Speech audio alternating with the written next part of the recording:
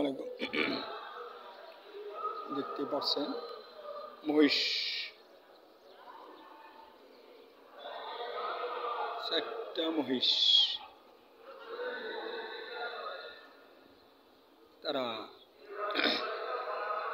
খালের ভিতর,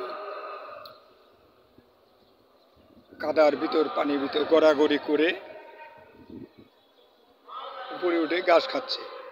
দেখতেই পাচ্ছেন মহিষের গায়ে কাদা মাটি যুক্ত।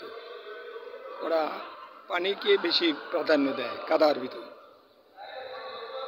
দেখেন যে কাদার ভিতরে উঠে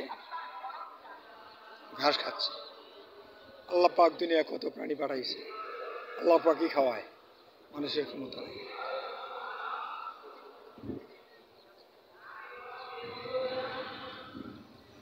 আসসালামু আলাইকুম রহমতুল্লাহ।